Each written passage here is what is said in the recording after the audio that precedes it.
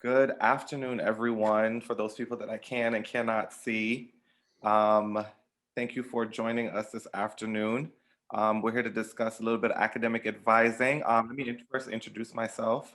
Um, my name is John Sebastian. I am one of the senior assistant directors for admissions over at Hobart and William Smith Colleges. I am also the director for diversity recruitment and initiatives as well.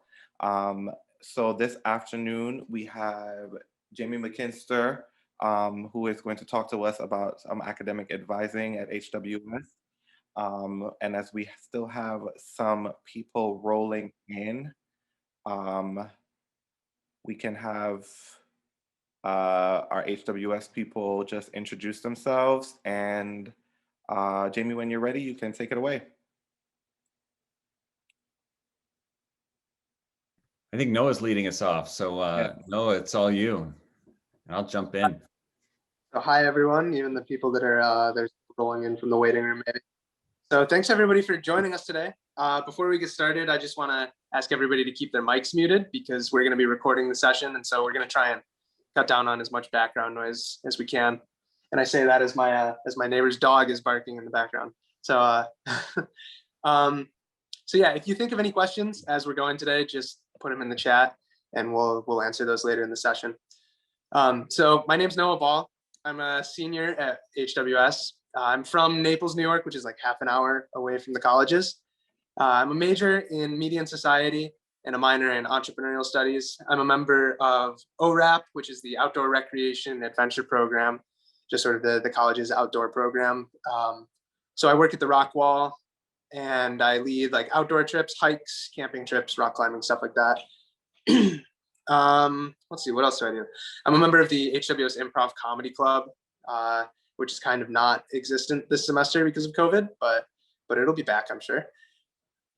What else? And I work for the Environmental Studies Summer Youth Institute as well, which Professor MaKinster actually runs. So in the Media and Society department, I have two advisors. One of them is Linda Robertson, who's the chair of the department, and the other one is Nicola Mine et al. And in entrepreneurial studies, I work with Craig Talmadge. That being said, I've also had the opportunity to work with a lot of different faculty. That's just kind of how HWS ends up working, is you end up getting, you might have an advisor, but you'll end up getting really close to other faculty as well. So I've had the opportunity to work with Professor Leah Schaefer as well, really closely in the Media and Society department, where we developed an independent study for myself called Research and Writing, Inequity in Outdoor Media, which was really, really exciting. Other than that, I've gotten to take a ton of different classes in different departments. I'm a bit of an outdoor fanatic, so it's skiing, rock climbing, trail running, stuff like that. And I'm also from the area, so if you have any questions about the Finger Lakes or the surrounding area, you can ask that to me as well. So I'm here today with Professor Jamie MaKinster and then Tony Carella, my friend. So Tony, do you maybe want to introduce yourself here? Yep. So as Noah said, my name's Anthony. I'm a junior from Kleinburg, Ontario, Canada, and I'm actually currently declared as a double major in environmental studies and biology with a potential history minor. So my advisors for biology and environmental studies are Professor Brubaker and Professor Kenyon. I'm also a part of the varsity rowing team and the Statesman Athletic Council.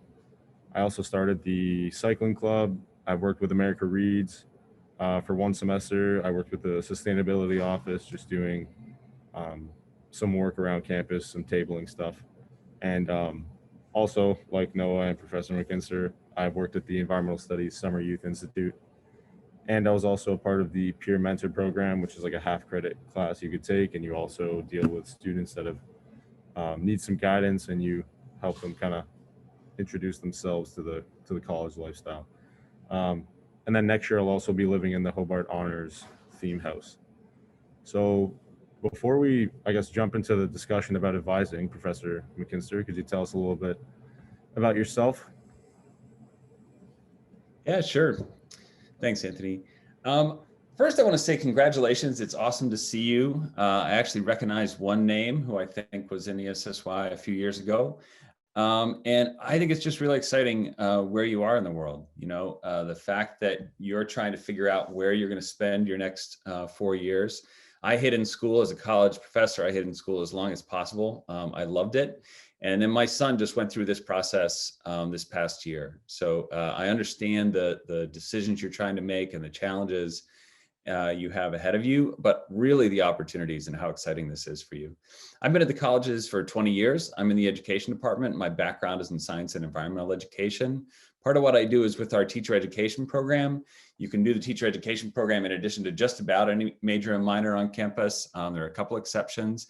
And then we also have a Master of Arts in Teaching where you can stay around for a 5th year and get both your certification and your master's degree in an extra year.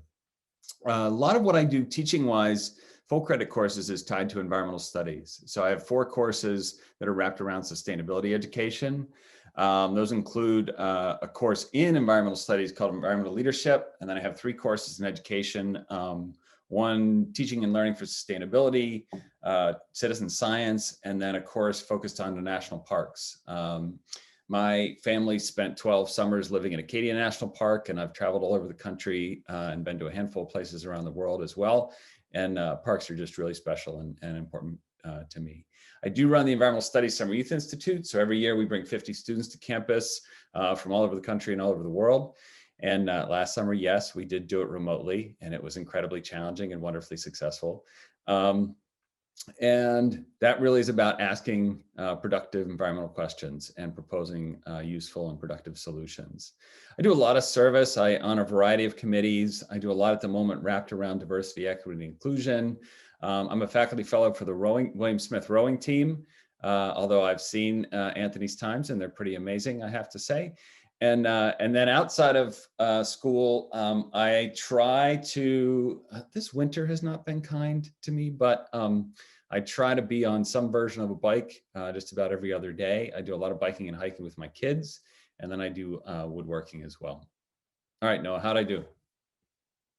Oh, that was great. That was awesome. Yeah, wow.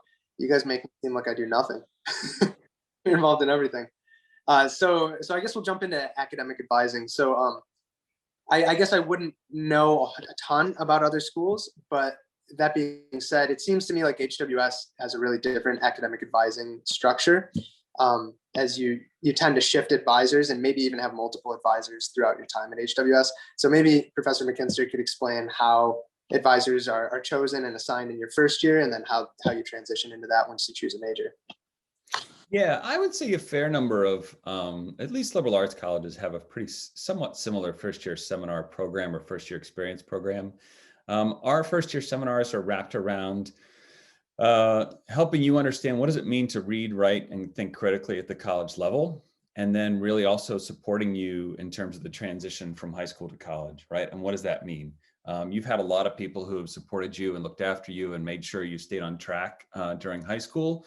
And I know that changes over time, especially as you become a junior and senior, but now it's all on your shoulders. And really, how do we help you be the best advocate for yourself and figure things out and provide you with the support you need?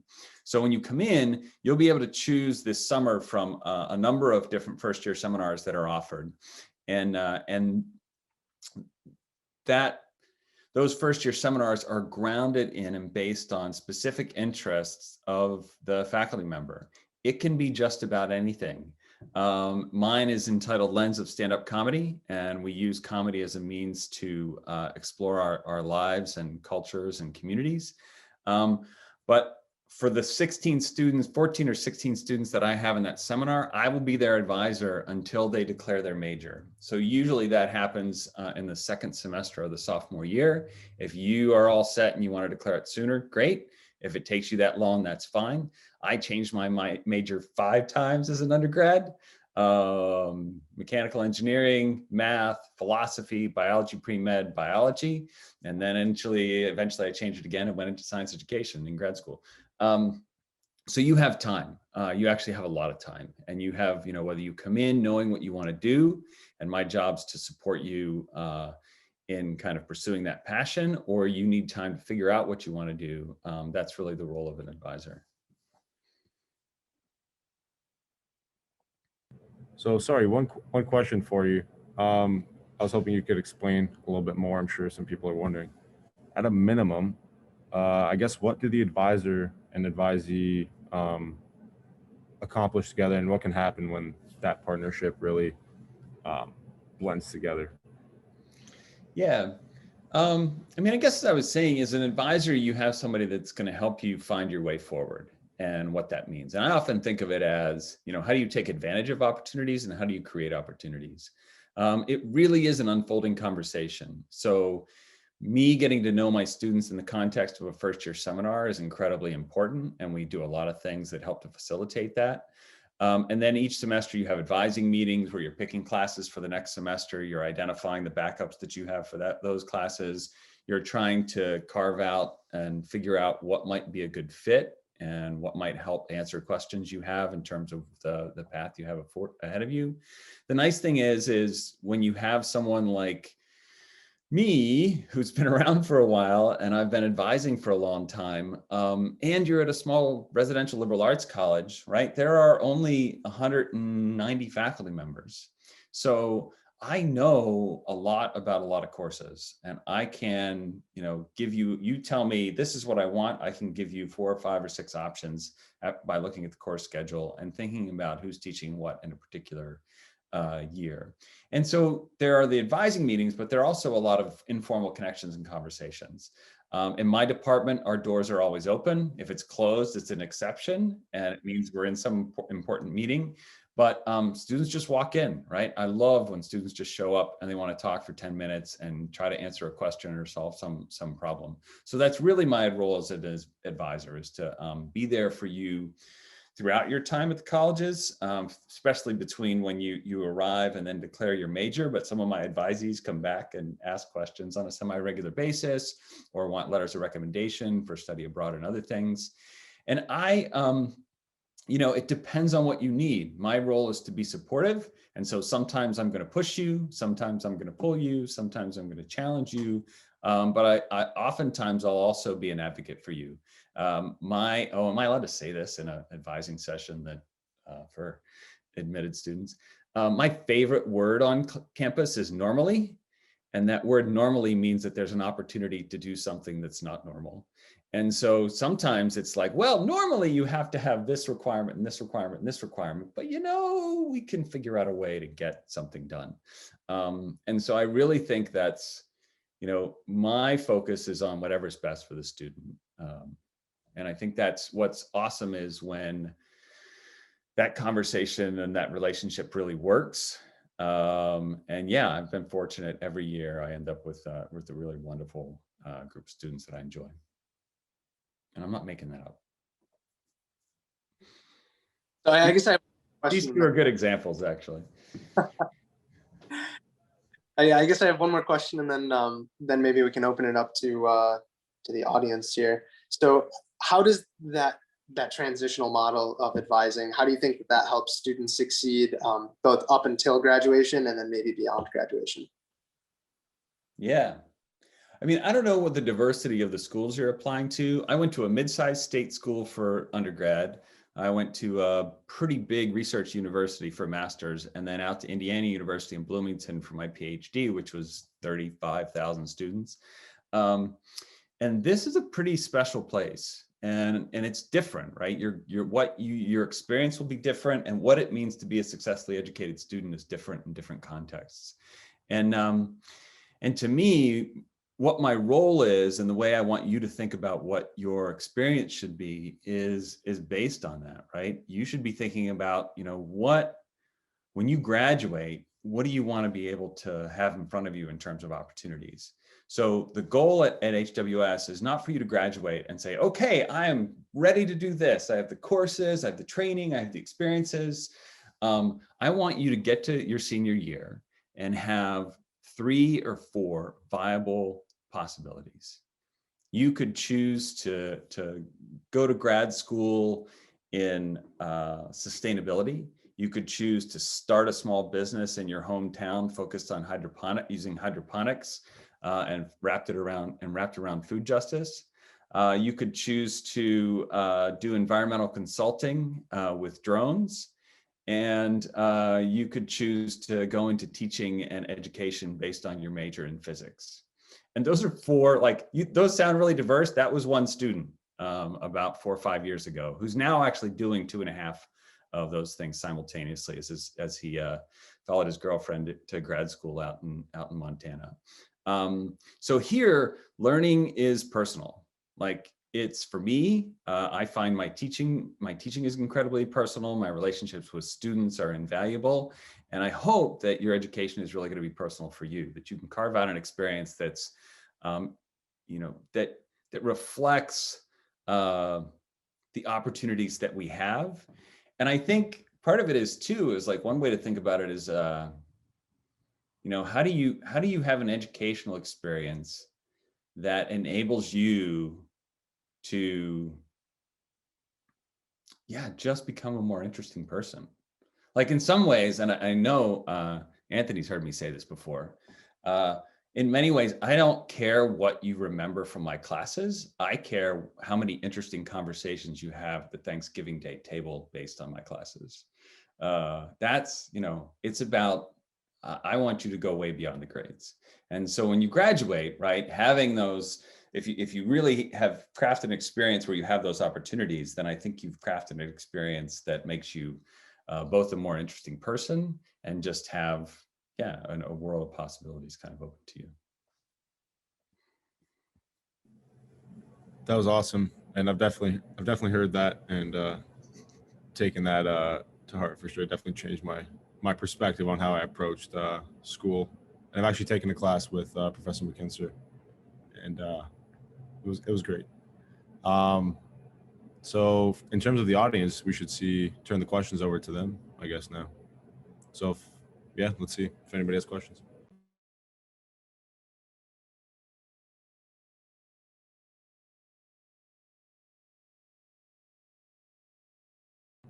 Don't be afraid to just unmute and go for it. When do we find out what the first year seminars are? Like, when will we find out what we can sign up for? It happens in midsummer, and normally what you do is you indicate kind of, here are your top 3 choices. This year, I think there will be somewhere between 25 and 30. I think they're shooting for around 30 sections, but then some faculty are teaching 2, but not a lot. So, and actually, let me see if how easy I can do this. Should we give like examples of our first year seminars? Yeah, go ahead.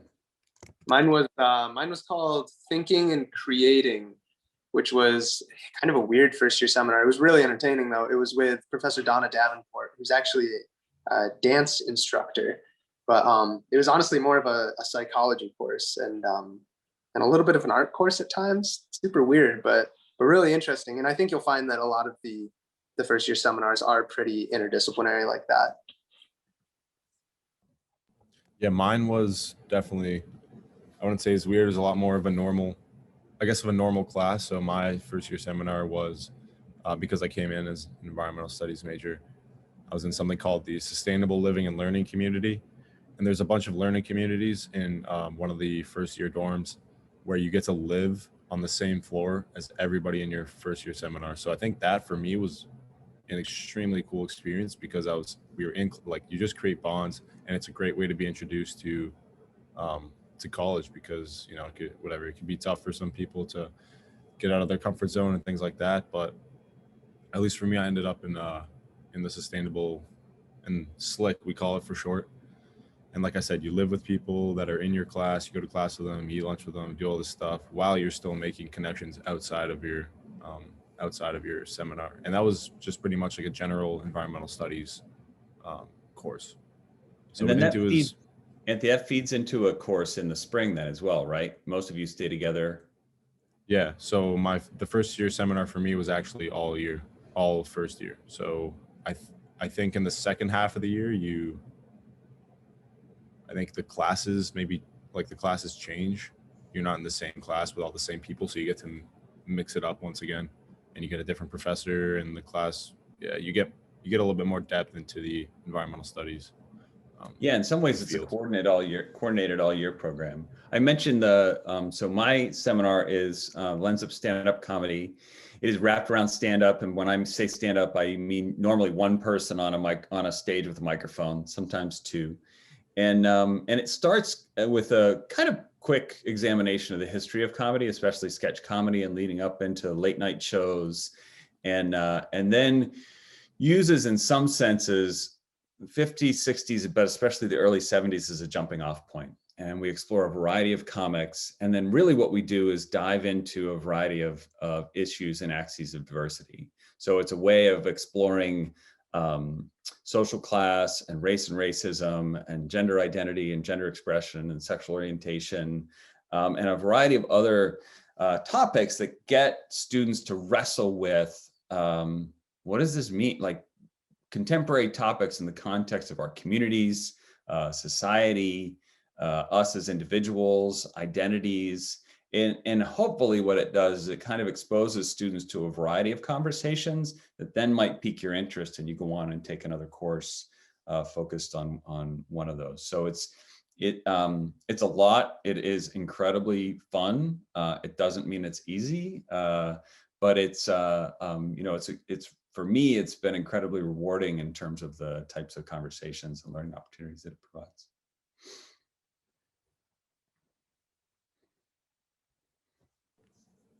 Anybody else?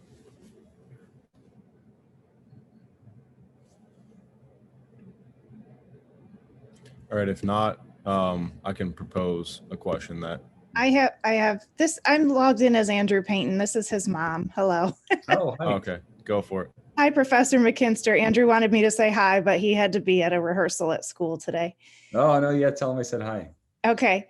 So I was just wondering, you had mentioned that there are advising meetings every semester. Mhm. Are those required of the kids, or is it kind of just put on them to take the initiative to meet with their advisor if they want to, or is it a requirement for each semester for every student? It is a requirement. Every once in a while, there are faculty who don't necessarily hold them to that requirement, but we have to go in and release. So for a student to be able to register for courses, they have to meet with their academic advisor. And then after at the end of that meeting, normally we log on and kind of release their registration hold. So it really is a required experience. And it's really just enough to get them in the door. Oh, I see. Actually, I got a private chat message here that it says, as a first year advisor, what advice would you give us as we enter college? Do at least two things that are very different from one another.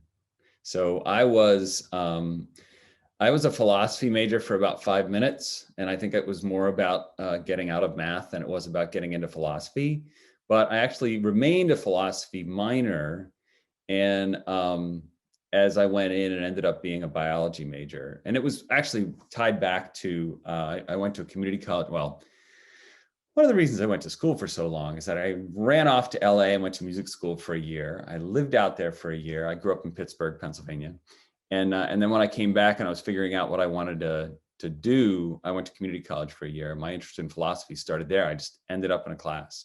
And that was a really good balance for me. Science was really intense. I worked really hard.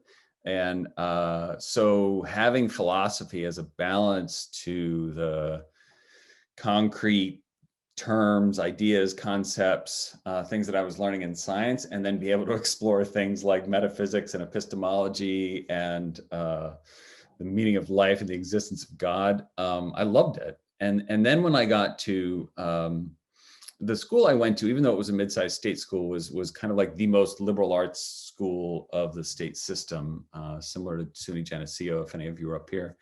And in my senior year, I took a political science course called Revolutions of the 21st Century, or 20th Century.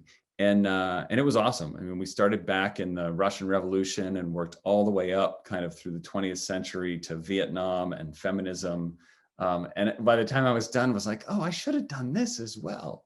And so it really is like, I think, one, doing more than one thing and making them interesting and complementary. And that can be a double major as well. So a lot of our students will double major in things that are dramatically different. If you have a disciplinary major and you add an interdisciplinary major to that, it's not twice the work. It's usually 1.5 to 1 2/3. And then I think the other thing is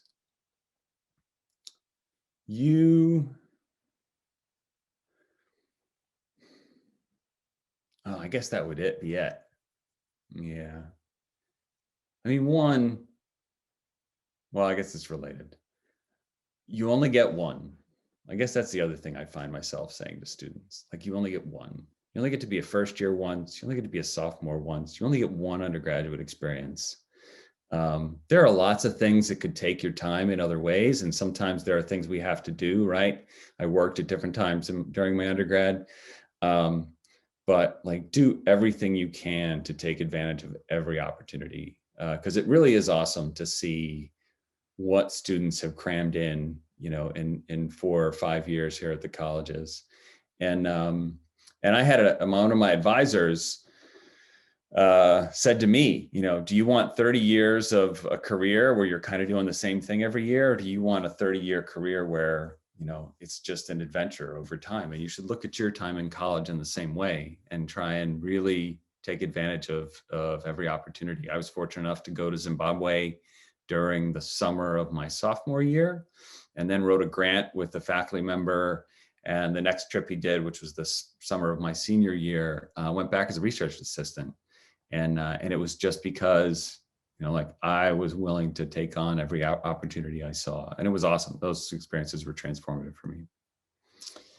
Megan says, how would you recommend choosing your first year seminar? Based on your interest or something outside your learning interests? I definitely think both. I was just looking at the list and then trying to think of some of them. There's Outsider Women, Class Matters, Monkeys, Morality in the Mind, Improv in Life, Interrogating Race, US and South Africa, Parched, I can't read, Past, Present, and Future of Water, Ghosts, Demons, and Monsters. So in some ways, right, I mean, you should go look at the course descriptions, and those are available online. But yeah, I think it's kind of the same thing of both finding something that interests you, but also something that might push you a little further outside your comfort zone. And then also, one of the things is this is really an opportunity to just go explore who the faculty member is. Now, as I said, what they're doing might have no relationship to what their academic responsibilities on campus. Everything else I do has no connection to stand-up comedy. And the idea for the seminar simply grew out of conversations with the person who had the office next door to me. And we talked about it for a year. And then he went off and became the interim dean for Hobart College. And he is now our vice president of diversity, equity, and inclusion. And finally I gave up and said, I'm just going to do it myself because you keep doing too many things. But I think, surround yourself with interesting people. Other questions?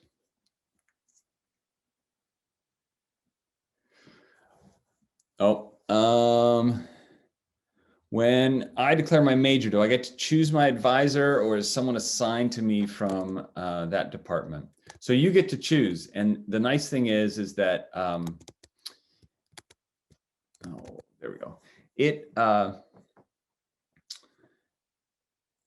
You start taking classes in a particular department or program, right? Departments are academic departments where the faculty involved are all situated in that particular department. Programs are often interdisciplinary and they have faculty sometimes who are only in that program, but they have other faculty such as myself who contribute to that program. So environmental studies, for example, has 6 faculty in the program, but they have about 30 faculty who contribute courses to that program and do other things as well. So normally you're going to take a course or 2 with somebody or you take 3 courses with 3 different faculty members. And when it comes time to declare your major, you and I can have a conversation about, who might that be and why. That's usually the the most helpful.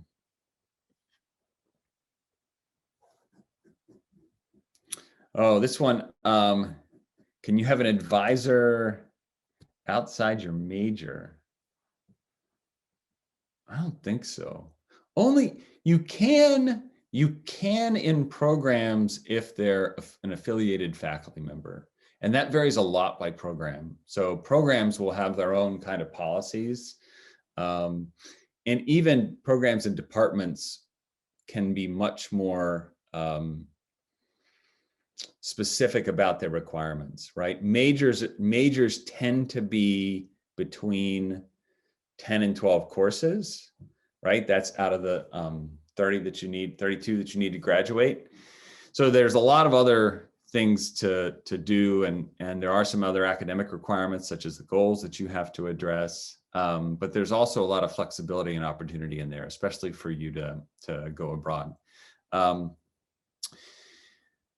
So some majors will require you to 100% have somebody within the department, and will be very specific. And other departments and programs might be a little more flexible about that.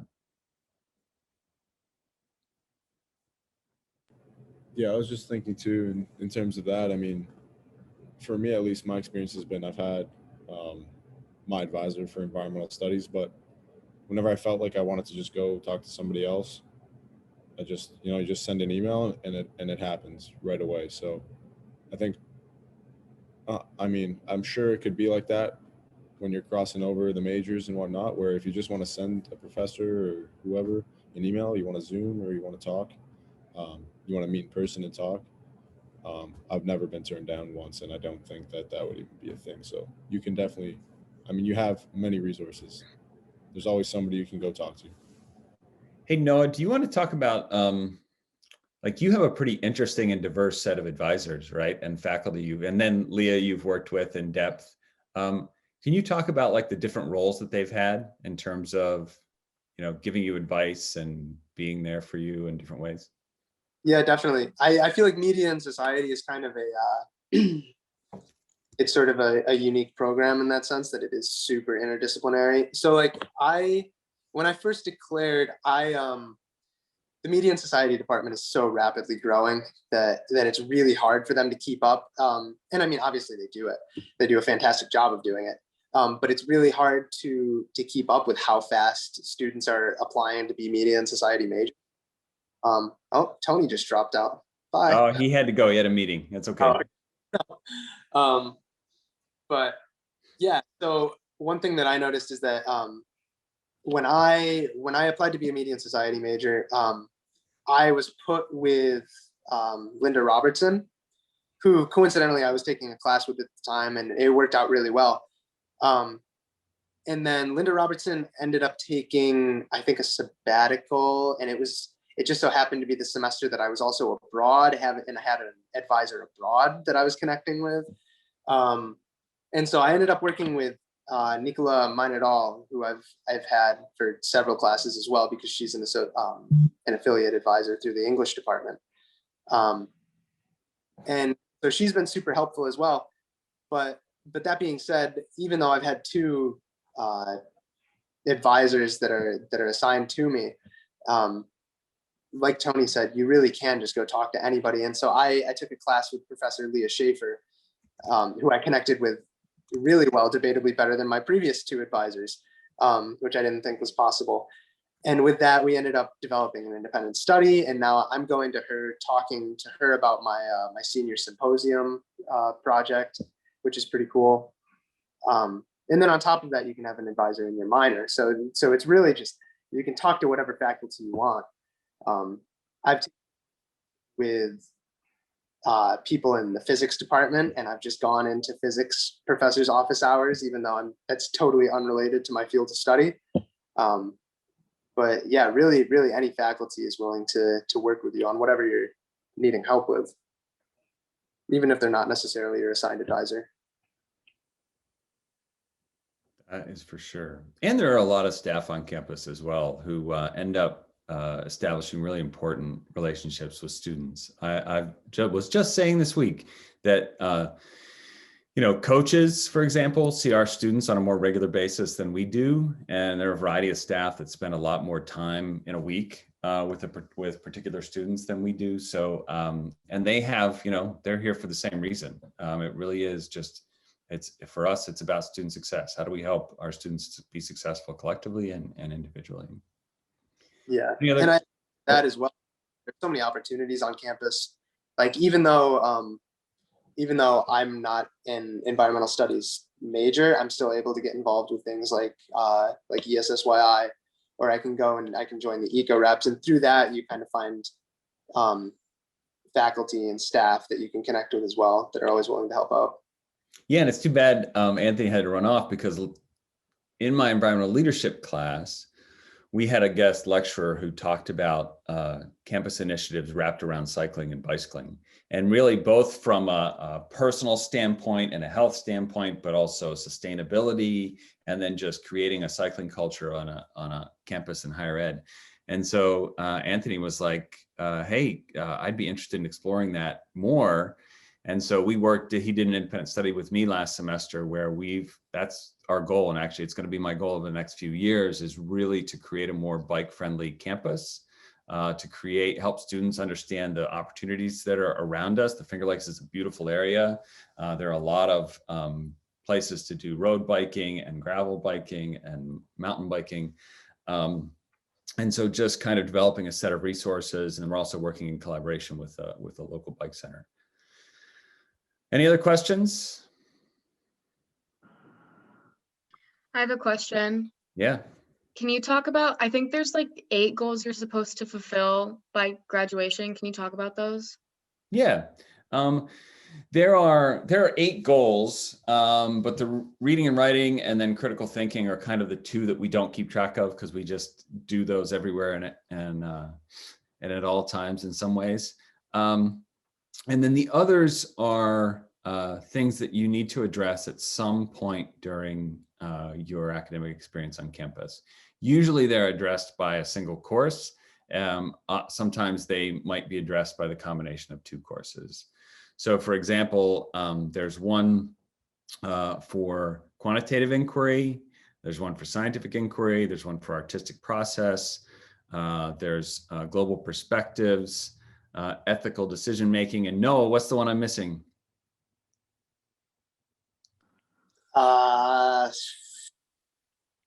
Oh, I can see it, but I can't think of it. So, and it is one of those things where, if you're a science major, well, you don't have to do anything to be able to address the scientific inquiry and the mathematical reasoning goal. If you're an art major, same thing. You might actually then have to work and make sure that you take classes that address those 2 goals, but you don't have to worry about the artistic process. If you're sociology and anthropology, you're going to hit those other goals, global perspectives, culture, and relatively easily. So students usually only have to make an effort, for lack of a better word, on 2 or 3 goals at most. And when you start then, like I said, taking courses in an effort to be just a more interesting person, you kind of hit them pretty naturally. And that too, there are, say you're not a particularly math focused person, or you're not super interested in STEM, there are plenty of opportunities to go get your quantitative reasoning goal with a class like I took last semester. It was called Math for Informed Citizenship with Professor John Ford. And that wasn't very math intensive. You were doing math at maybe an 8th grade level the whole time. And it was really understandable. And it was maybe one of the more informative courses I've had on campus regarding, and I'm a media major. So, regarding statistics and how they're represented in the media. And it really did make me a more informed reader of the news and a more informed citizen of the world, I guess. So it's cool that you can go and you can take something like math or science and look at it through a totally different lens and still achieve your quantitative goal. Yeah, and my citizen science course actually fulfills the quantitative reason goal as well. So it's a lot about data and data analysis and graphs, but there's no math. All right, we should probably wrap things up. I really appreciate the opportunity to spend time with you today. As I said, I'm in the education department. It's easy to find me on the website. So if you have any lingering questions or anything you didn't ask and you want to ask, just send me an email. As Noah well knows, I'm on email most hours of the day, and I'd be happy to answer any questions or even meet with you, for an extended conversation. I wish you all. I want to say thanks to Noah and Anthony, who had to run off. But I wish you all the best of luck in making your decisions. I hope to see you on campus.